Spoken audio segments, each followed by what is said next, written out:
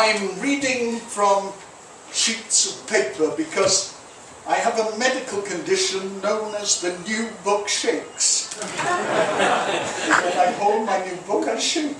But in a metaphorical gesture, a strong metaphorical gesture, when I get to the last poem, I'm going to read it from the book. Is that new or nude? What? Nude or new book shakes? New book, I think. The book is in 4 sections.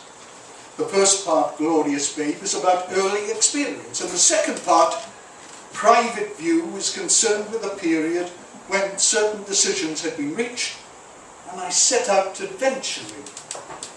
Simple adventures, like going outside to smoke a joint, or more complex adventures, like finding out if I had anything in common with certain heroes and heroines, and what ethical and political mores was I going to accept or reject. But whatever the adventure, it needed to be lived to the extent that I wanted to be nowhere else and do nothing else.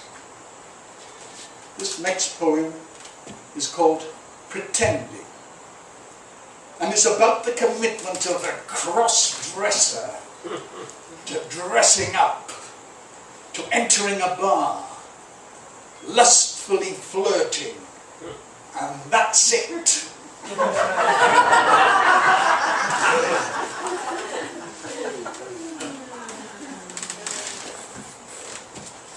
Pretending. Thought I'd introduce myself with a descriptive fantasy. If you find it appealing, get in touch. I see myself on the instant. Well, there's no instant when you see yourself with the walk, say, of Anouk Aimée, or better yet, Arletty, the dame from Les Enfants du Paradis, who, as she walked, didn't touch. And neither do I, as I enter the dimly lit bar of the elegant hotel. Eloquently, I don't touch. And unmistakably, there's no mistake, my intoxicating body smell washes over small areas and does it well. A whiff of me bringing with me waves of the compound of outside stuff. And of course I'm wearing a skirt with a length that's short and of the colour black. And what should cover the upper portion of me but a tight, tight top? And sandals with the heel high and the strappy strap that twines and twines to the knee. Oh, it can't stop. And you, with your massive intellect, which you keep under control, can't stop looking at the beauty of my old leg with exquisite calf. Aware that great distances abound and are always too close, I walk in tall glory in the near empty room, till I sit on a stool not far away at all, with all eyes in the near empty bar on my confidence, complete, not overstuffed. As with a great surprising smile I glance in your direction, the essential peripherals of your 6'6" frame in tense anticipation straighten. And as you lean over to grab the drink the bartender has left you, because of course he knows you, with originality you whisper, for you are a true original, could I offer Helen of Troy a sip? First you lean, and then without disguise that you are aching to be next to me, change your seat. Did I want you in closer? Did I already motion? I whisper, my nose is too big to be Helen of Troy. Whatever it is you're drinking, that's the drink that I'll drink.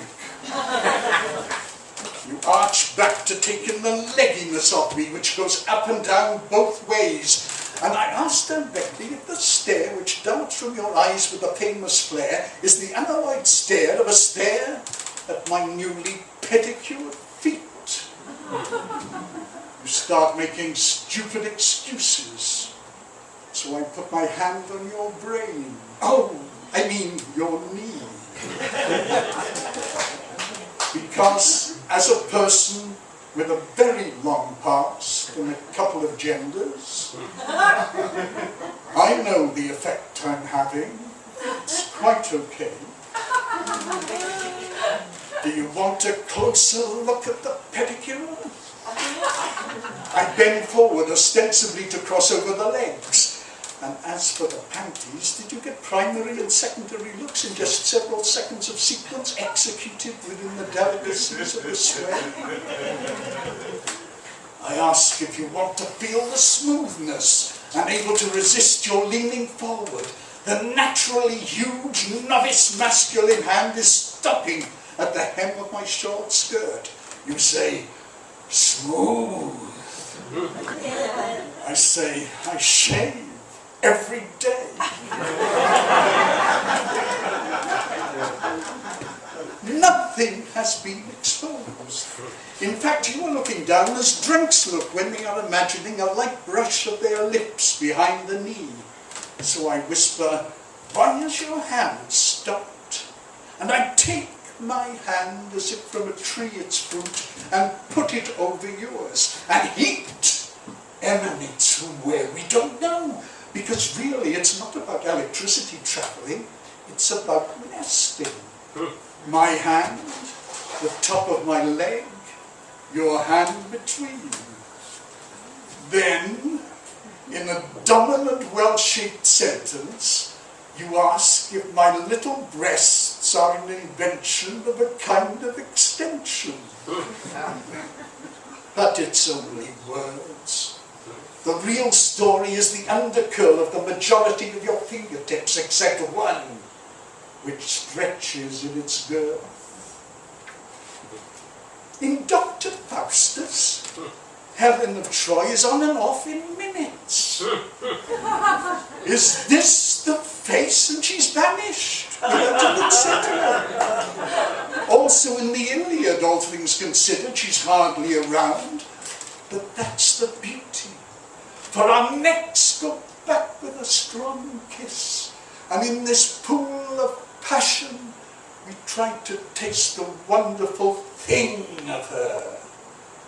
Were we to realize what the wonderful it of her is, but will remain unseen.